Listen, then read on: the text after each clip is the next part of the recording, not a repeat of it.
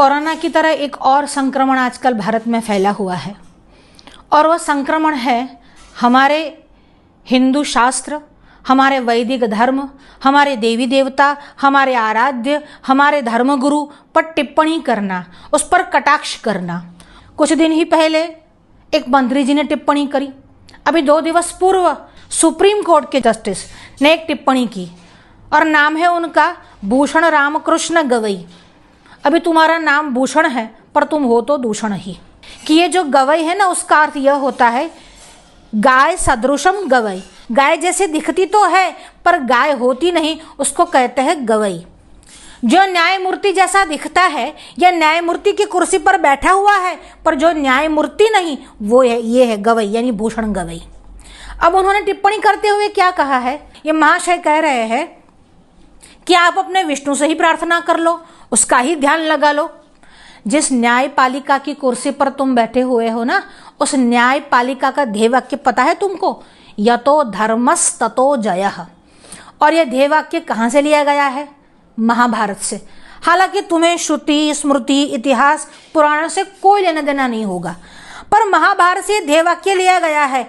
ये उसी महाभारत में एक और वाक्य आया है, यस्य स्मरण मात्रेण जन्म संसार बंधनात् विमुच्यते नमस्तस्मै विष्णवे प्रभ विष्णवे।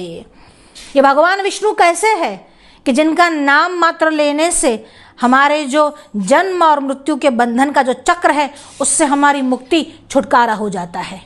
तुम्हें छुटकारा नहीं चाहिएगा, तुम्हें मिलेगा भी नहीं। इसलिए तुम विष्णु का नाम लो, ये तो हो सकता है, पर जिस न्यायपालिका के वहां तुम बैठ रहे हो, कम से कम उस बात का तो ध्यान रख लेते। तुम्हारी न्यायपालिका में भगवत गीता की शपथ दिलाई जाती है और उस भगवत गीता को कहने वाले भगवान श्री कृष्ण है और वो और कोई नहीं, भगवान विष्णु के अवतार है। और तुमने हमसे कहा कि तुम भगवान विष्णु से ही कह लो। हमने भगवान विष्णु से याचना की।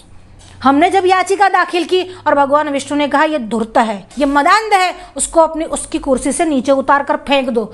हमारे भगवान विष्णु की ये आज्ञा है। तुमने धर्मशास्त्रों का मान न रखा ना सही, हालांकि ये हिंदू हो ही नहीं सकता जो धर्मशास्त्र का मान न रखे, पर तुम्हारी बुद्धि इतनी ही ग्रसित हो चुकी है, तुमने धर्मशास्त्र का अपमान कर दिया, हमारे अवतार का अपमान कर दिया।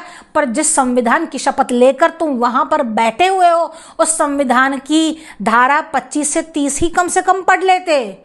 उसमें ये बात आई है कि कोई भी किसी भी धर्म के खिलाफ अपनी अनर्गल प्रलाप नहीं कर सकता, किसी की धार्मिक आस्था पर कुठाराघात नहीं कर सकता, और वो तुमने किया है। तुम न्यायमूर्ति तो हो ही नहीं सकते, तुम जस्टिस बनने के लायक भी नहीं हो।